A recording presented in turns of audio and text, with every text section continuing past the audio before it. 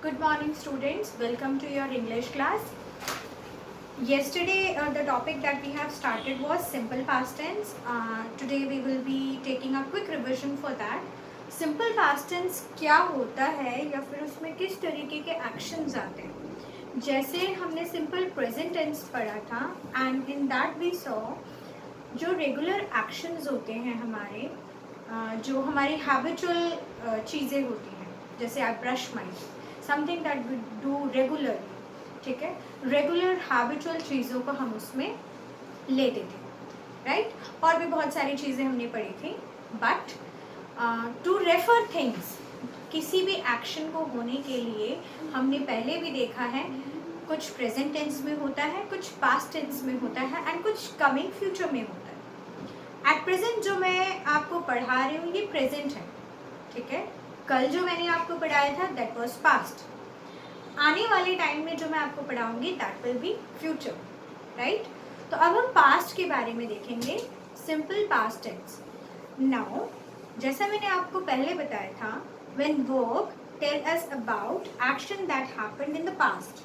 तो what we are talking is action, यानी कोई भी काम दैट हैपेंड इन पास्ट, जो काम हो चुका है. यहाँ पे हम उन काम के बारे में बोल रहे हैं जो अब फ्यूचर पास्ट में हुआ और अब नहीं हो रहा है. मतलब basically what I am speaking is कि जो काम ख़त्म हो चुका है, राइट. बट उसमें भी हम रेगुलर एक्शंस को शो कर सकते हैं. जैसे अगर मैंने बोला आई ब्रश माई टीथ, इसमें ब्रश वर्ड जो है हमारा वर्ब है, राइट. जो हमें बता रहे हैं कि what actually I am doing, I brush my teeth. Now this sentence, ये जो है this is simple present tense, but ये रेगुलर एक्शन है दैट वी परफॉर्म डेली. अगर सेम सेंटेंस को I can write I brushed my teeth, I brushed my teeth. Now this sentence shows that action that have just now been completed. कोई ऐसा काम जो just अभी अभी खत्म हुआ है. ठीक है, वो खत्म हो चुका है, वो एक्शन पास्ट में हुआ था, वो भी एक रेगुलर एक्शन था हमारा जो हम डेली करते हैं, बट वो खत्म हो चुका है. एक ऐसा एक्शन जो पास्ट में हुआ था, वो काम खत्म हो चुका है. ठीक है, तो जो समय बीत गया जब हम उसके बारे में बताते हैं, so we are talking about simple past tense. Okay students, now you have seen many verbs. आपने यूजुअली मतलब आई डोंट थिंक सो कि आपने सिंपल पास्ट टेंस अभी तक पढ़ा है, बट जब भी हम उसे पास्ट टेंस में चेंज करते हैं वर्ड्स को, जैसे यहाँ मैंने ब्रश वर्ड को किस में चेंज कर दिया, ब्रश्ड में कर दिया. बट हमने क्या लगाया, बेसिकली मैंने ब्रश वर्ड के साथ what I have added is brush plus E D. ठीक है, ब्रश वर्ड के साथ मैंने ई डी लगा के उसे किस फॉर्म में कर दिया, ब्रश्ड फॉर्म में कर दिया. ठीक है, लेकिन आपके बुक में आपको कुछ वर्ड्स दे रखे हैं, these are called irregular verbs. ये इरेगुलर वर्ब्स हैं जो कि ईडी लगा के नहीं करते. इनको भी हम पास्ट में लिखेंगे, बट वैसे नहीं जिस तरीके से ये लिखा था. ठीक है, सो पहले ही मैं आपको बता दूं, you have to learn all these words. आपका जिस दिन भी ऑनलाइन क्लास होगा, I will be taking revision, so उस दिन मैं आपसे ये वर्ड्स सुनूंगी. So make sure you learn it by heart. आप ये सारे वर्ड्स लर्न करेंगे, one by one I will be asking.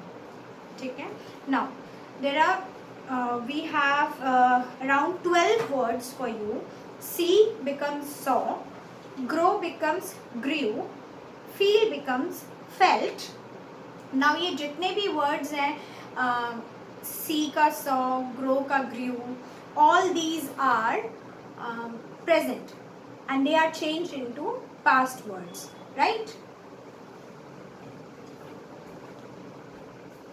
Now one by one मैं आपको बताती हूँ चेंजेस कैसे आए हैं। जैसे फर्स्ट वर्ड है हमारा सी, जो कि सिंपल प्रेजेंट में है। सी देखना, सॉ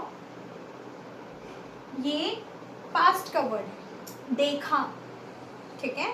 सी किसी चीज को देखना, सॉ वर्ड सी वर्ड का पास्ट है, ठीक है, जो हम सिंपल प्रेजेंट टेंस में यूज करेंगे, बट इसका मीनिंग चेंज हुआ।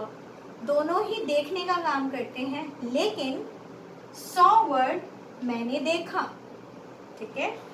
अब मैं नहीं देख रही हूँ, मैंने देखा, दैट मीन्स मेरे देखने का काम जो था वो पहले था, अब मैं कुछ और कर रही हूँ, right. Find, find becomes found, find मिला, फाउंड भी मिला, लेकिन अभी नहीं, समथिंग जो कि पास्ट में था, right. Now you can see the changes, word किस तरीके से चेंज हुए। दोनों ही वर्ब हैं, बट इस तरफ जो वर्ब्स लिखे हैं we use it for present, and इस तरफ जो भी वर्ब्स लिखे हैं we use them for simple past tense. I hope अब आपको क्लियर होगा कल की वीडियो के साथ। आज का रिविजन ओवर।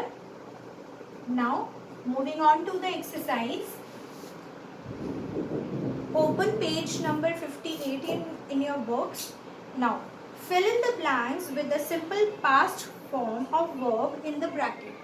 हम ये exercise करेंगे. I'll be writing only the answers.